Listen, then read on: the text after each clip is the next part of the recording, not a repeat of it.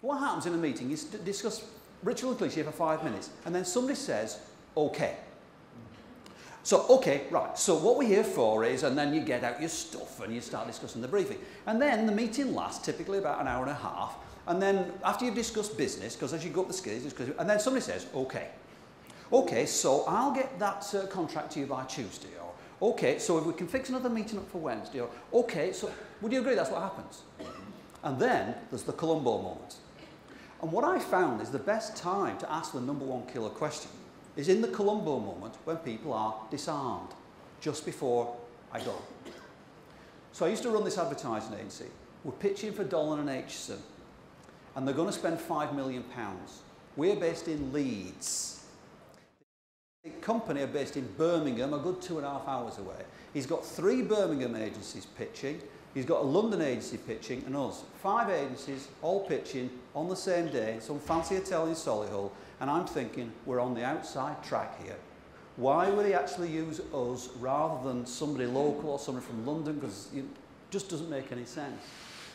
And I'd tried hard to get on this list, and we went through the brief, and I couldn't find a compelling emotional reason. Because if there's been a thread running through everyone's talks of the day, it's about the facts are given. Would you agree? It's all about the little things that make the difference. And when I tell you about the perfect business, it's always about little things.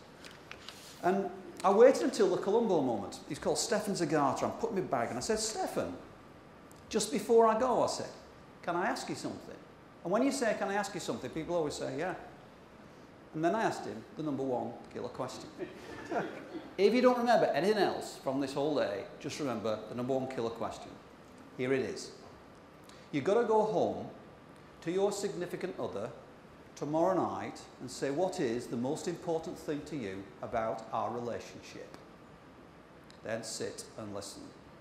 If you have children, say to your children, what is the most important thing to you about me being your dad? What is the most important thing to you about me being your mum? Don't do this if they can't talk back. It doesn't work at that point.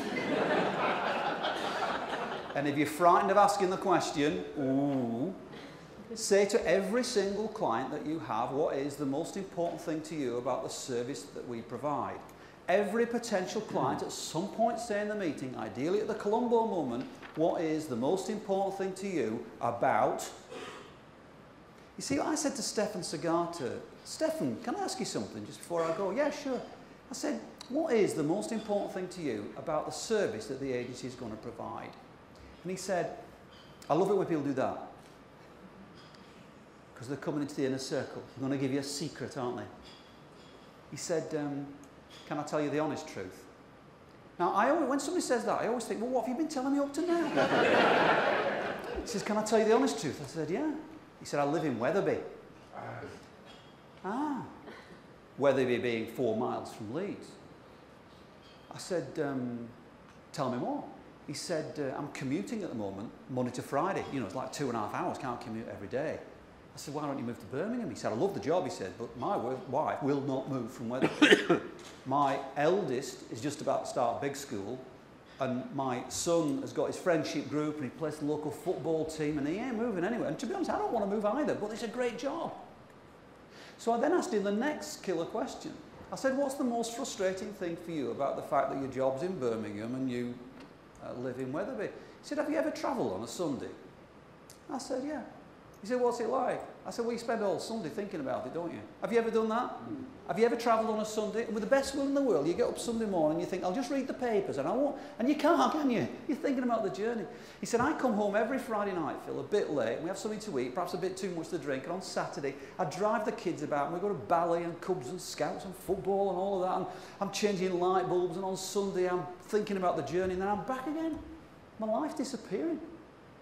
I said, what if, Stefan?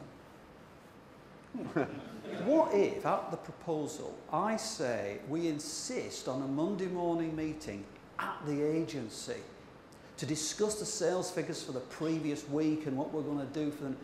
That, he said, will be manna from heaven. And the others never had a chance. And he spent £5 million with us for 10 years.